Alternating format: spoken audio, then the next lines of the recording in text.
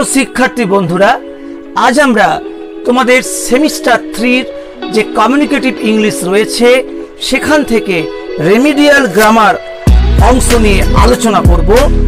এখানে মূলত আমরা 10টি আইটেম নিয়ে আলোচনা করব, যেখান থেকে তোমরা তোমাদের রেমিডিয়াল গ্রামার অংশের 10টি কোশ্চেন্স, অবজেক্টিভ কোশ্চেন্স কিন্তু কমন পাবে। তোমাদেরকে তোমাদের সিলেবাস অনুসারে 10 নাম্বার এখান থেকে রেমিডিয়াল গ্রামার করতে হবে এবং এখানে তোমাদের অবজেক্টিভ প্রশ্ন 1 মার্কসের 10টা প্রশ্ন থাকবে আউট অফ 15 কোশ্চেন্স, অর্থাৎ 15টা প্রশ্ন থাকবে, তার মধ্যে তোমাদেরকে 10টা প্রশ্ন করতে হবে। আজকে আমরা সেই 10টি আইটেম নিয়ে কিন্তু আলোচনা করব। আর তোমাদের যে রেমিডিয়াল গ্রামার অংশ, এখান থেকে তোমাদের যে সিলেবাস রয়েছে 6টি মোট আইটেম তোমাদের রয়েছে। Use of preposition number 1, number 2 use of articles, number 3 subject verb agreement, number 4 tense, number 5 number এবং নাম্বার 6 ভয়েস। অর্থাৎ এগুলো তোমাদের সবই নিচু ক্লাসে তোমরা ইংলিশ গ্রামারে করেছো। আজকে আমরা এখান থেকে যে ধরনের ভুল কমন এররগুলো পরীক্ষায় আসবে সেইগুলো নিয়ে আমরা বলবো। দেখো, number 1, I am living in Midnapore for 3 years. এরকম তোমাদের সেন্টেন্স দিয়ে এখানে একটা ভুল রয়েছে, সেই ভুলটা এররটা কারেকশন করে তোমাদেরকে সেন্টেন্সটা আবার লিখতে হবে। তাহলে দেখো, I am living in Midnapore for 3 years, এই সেন্টেন্সটা তোমাদের রয়েছে প্রেজেন্ট কন্টিনিউয়াস টেন্সে। এবার তোমাদের দেখতে হবে যেখানে ভুলটা কোথায় রয়েছে। দেখো, এখানে একটা ভুল তোমাদের রয়েছে, সেটা কি না, দেখো এখানে তোমাদের প্রেজেন্ট কন্টিনিউয়াস টেন্সে থাকলেও দেখো এখানে তোমাদের টাইমটা উল্লেখ করে দেওয়া আছে। কাজটা যে আমি মেদিনীপুরে বাস করছি 3 বছর ধরে, এই যে 3 বছর ধরে উল্লেখ করে দেওয়া হয়েছে পিরিয়ড অফ টাইম, যখন কাজটা চলছে, কোনো কাজ বর্তমানে চলছে, এরকম বোঝালে তোমার সেটা প্রেজেন্ট কন্টিনিউয়াস টেন্স হবে। কিন্তু যেটা প্রেজেন্ট কন্টিনিউয়াস হচ্ছে সেখানে যদি তোমার এরকম সময়টা উল্লেখ করে দেওয়া হয়, ডিউরেশন অফ টাইম অথবা পয়েন্ট অফ টাইম, একদম কখন থেকে কাজটা শুরু হচ্ছে বা কতক্ষণ ধরে চলছে, তাহলে কিন্তু এই সেন্টেন্সটা তোমার হয়ে যাবে প্রেজেন্ট পারফেক্ট কন্টিনিউয়াস টেন্স।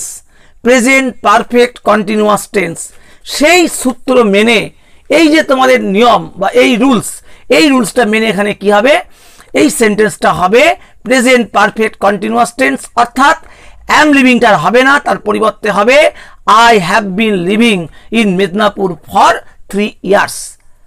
তাহলে তোমাদের প্রথম যে নিয়মটা, রুলসটা তোমাদেরকে মনে রাখতে হবে, যেখান থেকে তোমাদের পরীক্ষায় প্রশ্ন অবশ্যই আসবে, সেটি হলো যে যদি তোমাদের কোনো কাজ বর্তমানে চলছে, এরকম কাজটা ক্ষেত্রে যদি কখন থেকে শুরু হয়েছে বা কতক্ষণ চলছে এটা উল্লেখ করা থাকে, তাহলে তোমাদেরকে প্রেজেন্ট পারফেক্ট কন্টিনিউয়াস টেন্স করতে হবে এবং সেক্ষেত্রে প্রশ্ন তোমাদের প্রেজেন্ট কন্টিনিউয়াসে দেওয়া থাকবে, চেঞ্জ করে তোমাদের করতে হবে।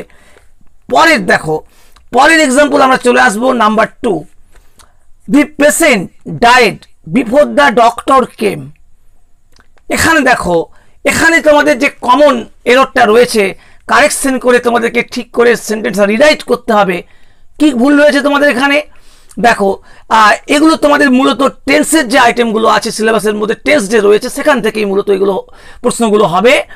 যে দেখো, দুটো অংশ রয়েছে, দ্য পেশেন্ট ডায়েড একটা অংশ, before the doctor came doctor আসার পূর্বে। তাহলে ডাক্তার আসার পূর্বে রোগী মারা গেল।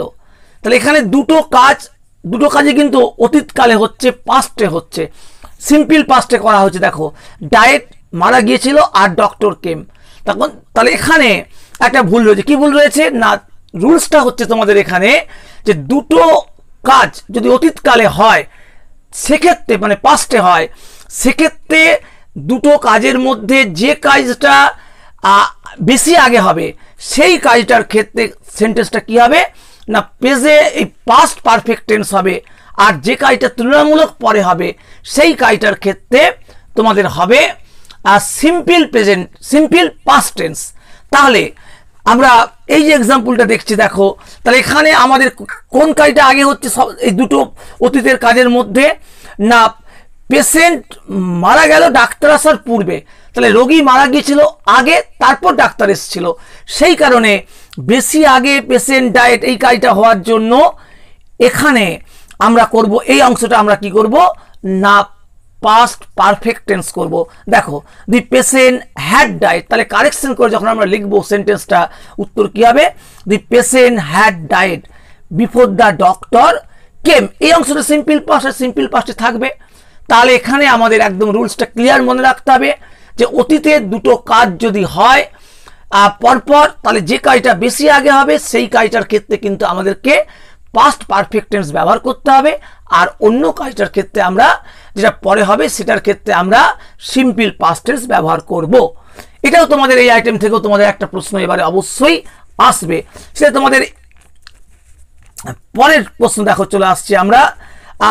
এখানে তোমাদের 3 নম্বর দেখো, I have received your letter yesterday.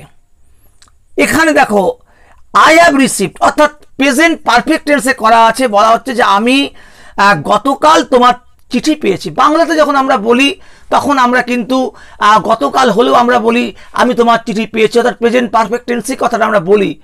কিন্তু ইংলিশে এখানে আমাদের কিন্তু নিয়ম একদম ফিক্সড, রুলস ফিক্সড। কি হবে এখানে না, যেহেতু এটা উল্লেখ করে দেওয়া আছে যে গতকাল স্পষ্টভাবে, সেক্ষেত্রে গতকাল উল্লেখ করা আছে মানে এটা আমরা কোনোভাবেই প্রেজেন্ট পারফেক্ট টেন্স করতে পারবো না।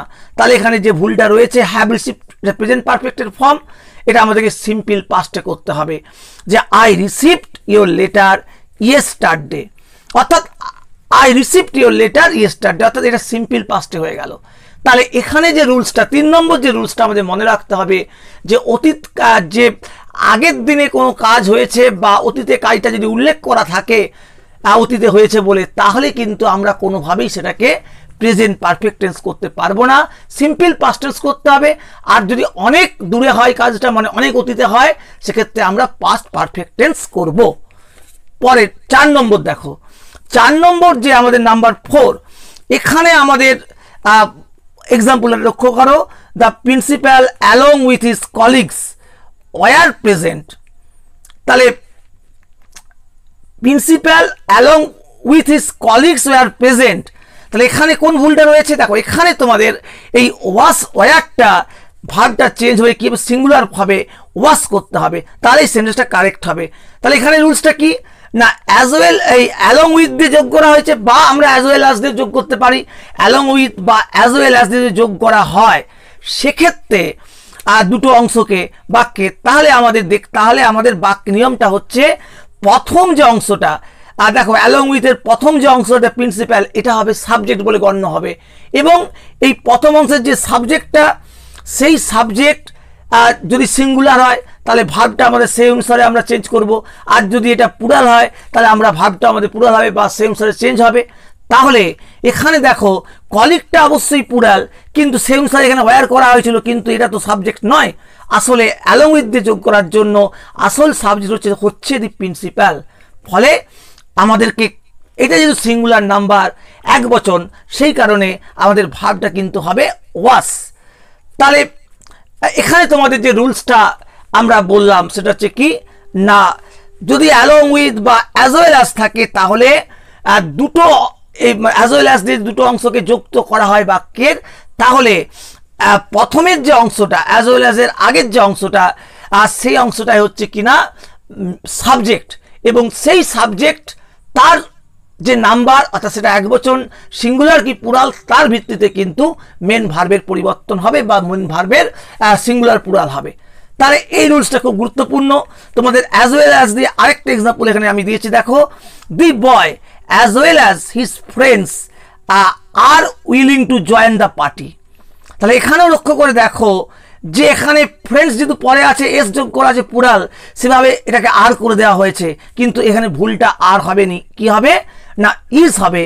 দি boy as well as his friends is willing to join the party. এবার আমাদের বুঝতে হবে যে কেন এটা হলো না, এখানে দেখো প্রথম যে অ্যাজ ওয়েল অ্যাজ দিয়ে যোগ করার ফলে সাবজেক্ট, প্রথমেরটা সাবজেক্ট, এবং এই সাবজেক্টটা সিঙ্গুলার হওয়ার জন্য এটা আমাদের ভার্বটাও হবে সিঙ্গুলার ইজ হবে। নেক্সট প্রশ্ন নাম্বার 5 দেখো, এখানে one of the boys are blind, এখানে ভুল কি রয়েছে না, আর হবে না, প্লুরাল হবে না, সিঙ্গুলার হবে।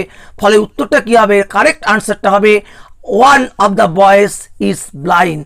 তাহলে এখানে যে রুলসটা কি না এখানে রুলসটা হচ্ছে যে তোমাদের যখন ওয়ান অফ দিয়ে কোনো বাক্য শুরু হবে সেক্ষেত্রে সেক্ষেত্রে ওয়ানটাই হচ্ছে main subject. One of the বয়েজটা কিন্তু এখানে সাবজেক্ট নয়, অর্থাৎ ছেলেদের মধ্যে একজন। দেখো ভালো করে চিন্তা করো, ছেলেদের মধ্যে একজন, তাহলে ছেলেদের এখানটা বয়েজ থাকলেও এটা কিন্তু পুরা ভাবে না। ফলে এটা কি হচ্ছে যে ছেলেদের মধ্যে একজন, ফলে এই ওয়ানটা হচ্ছে আসল সাবজেক্ট, সে কারণে এটা কিন্তু ওয়ান যেহেতু সিঙ্গুলার তাই এখানে কিন্তু ইজ হচ্ছে। এই নিয়মটা তোমাদের ভালো করে এই রুলসটা মনে রাখতে হবে। এরপর নাম্বার 6 দেখো, নাম্বার 6-এ তোমাদের বলা হয়েছে they not slept long last night, অর্থাৎ এটা তোমাদের পাস্টে নেগেটিভ করা হয়েছে, ভুল রয়েছে। কি ভুল রয়েছে, কি কারেকশন তোমাদের হবে এখানে দেখো, they did not sleep long last night. তাহলে এখানে ডিড নট স্লিপ হলো, তাহলে এখানে রুলসটা কি রয়েছে, এখানে রুলসটা তোমাদের হচ্ছে টেন্সের নিয়মে আসছে যে সিম্পল পাস্ট টেন্স বা পাস্ট ইনডিফিনাইট টেন্সের ক্ষেত্রে যদি নেগেটিভ করতে হয় তাহলে তোমাদের কি করতে হবে না ডিড নট ব্যবহার করতে হবে এবং মূল ভার্বের প্রেজেন্ট ফর্ম। এবার কিন্তু পাস্ট ফর্ম হবে না, ডিড বসার জন্য প্রেজেন্ট ফর্ম বসবে। তাহলে ডিড নট বসবে আর মূল ভার্বের প্রেজেন্ট ফর্ম বসবে।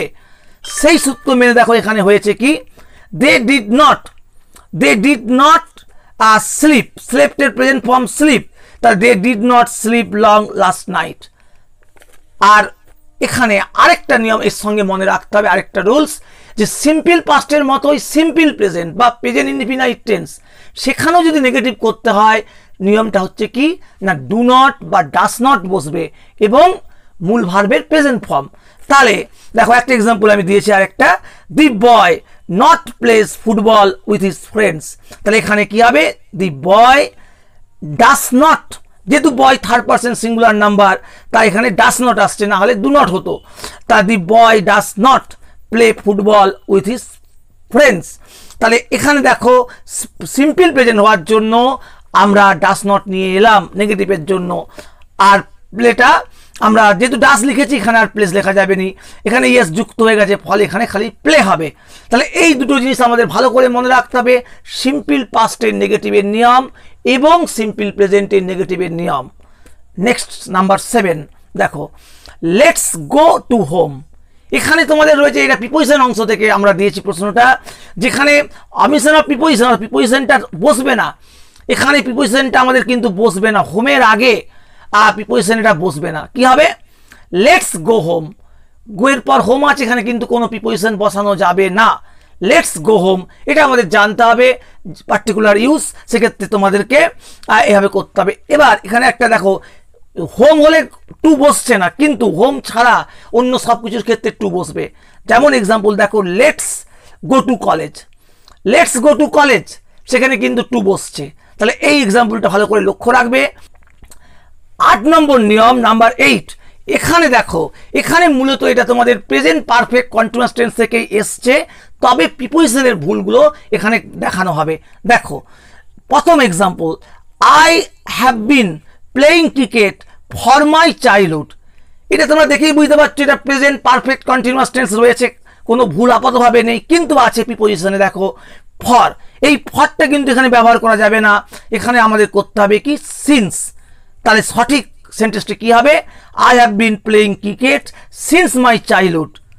আরেকটা এক্সাম্পল দেখো দেওয়া আছে, second example, the boy has been reading the story book since an hour. 1 ঘন্টা ধরে ছেলেটা একটা গল্পের বই পড়ছে। এখানে দেখো সবই ঠিক আছে, খালি সিন্স এই প্রিপোজিশনটা কিন্তু এখানে ব্যবহার করা যাবে না, তার পরিবর্তে আমরা কি ব্যবহার করতে হবে, আমাদেরকে ফর, যে 1 ঘন্টা ধরে, তাই এখানে সিন্সের পরিবর্তে ফর বসবে। তাহলে এখানে যে রুলসটা তোমাদের মনে রাখতে হবে সেটা হচ্ছে কি না, প্রেজেন্ট পারফেক্ট কন্টিনিউয়াস টেন্সের ক্ষেত্রে যদি ডিউরেশন অফ মানে পিরিয়ড অফ টাইম বোঝায়, যে কতক্ষণ ধরে কাজটা হচ্ছে এমনটা বোঝায়, সেক্ষেত্রে কিন্তু আমরা কি করব, ফর এই প্রিপোজিশনটা ব্যবহার করব। যেমন ফর 3 আওয়ার্স, ফর 3 ইয়ার্স, এরকম। আর যদি একদম পয়েন্ট অফ টাইম বোঝায়, এই প্রেজেন্ট পারফেক্ট কন্টিনিউয়াস টেন্সের ক্ষেত্রে পয়েন্ট অফ টাইম বোঝায়, অর্থাৎ একবারে নির্দিষ্ট করে সময়টা বোঝায়, কখন থেকে শুরু হয়েছে বা কতক্ষণ চলছে, তাহলে কিন্তু আমরা কি করব তাহলে আমাদেরকে কিন্তু সিন্স ব্যবহার করতে হবে। যেমন দেখো প্রথম এক্সাম্পলে আমরা আমার ছোটবেলা থেকে একদম ফিক্সড বলা হচ্ছে, সময়টা মেনশন করা হচ্ছে, ফলে এখানে কি ফর হবে না, এখানে আমাদের সিন্স করতে হয়েছিল।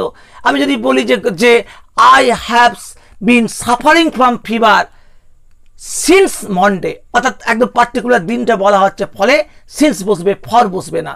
তাহলে এইটা আমাদেরকে ভালো করে কিন্তু মনে রাখতে হবে, সিন্স এবং ফরের ব্যবহার। এখান থেকেও কিন্তু তোমাদের একটা প্রশ্ন পরীক্ষাতে আসবে। নেক্সট নাম্বার 9 দেখো, neither the cat not the dogs is barking.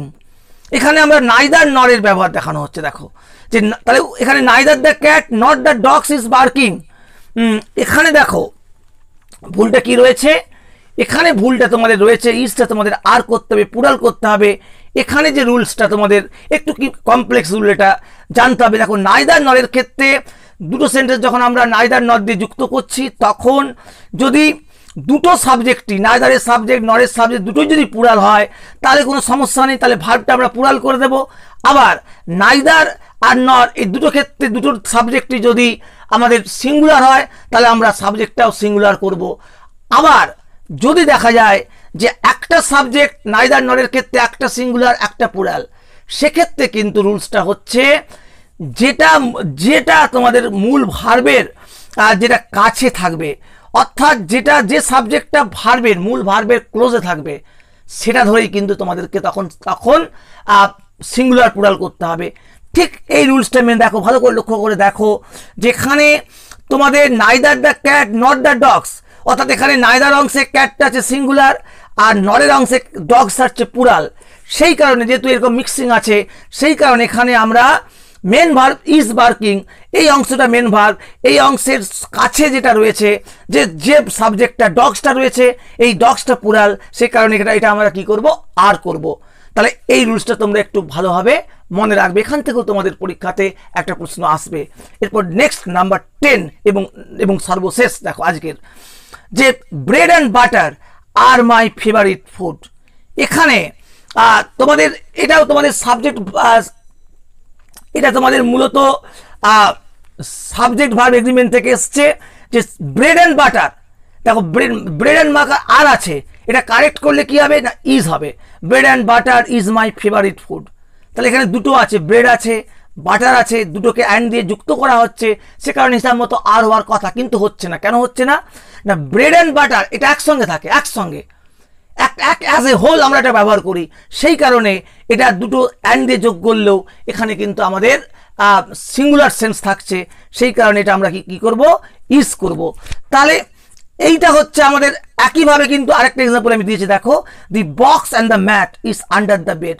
এখানে কিন্তু বক্স এবং ম্যাট আলাদা সম্পূর্ণ, অ্যাজ এ হোল হওয়া যাবে না, সেই কারণে কি হচ্ছে, এখানে কিন্তু ইজ না হয়ে আর হচ্ছে। তাহলে এই 10টা আমরা রুলস এখানে বললাম। এবার পরের আরেকটা পার্টে আমরা আরও কিছু রুলস তোমাদের বলে দেব, যাতে তোমাদের কোনো রকম ঝুঁকি না থাকে। তাহলে এ পর্যন্তই, তোমাদের সকলের পরীক্ষা ভালো হোক।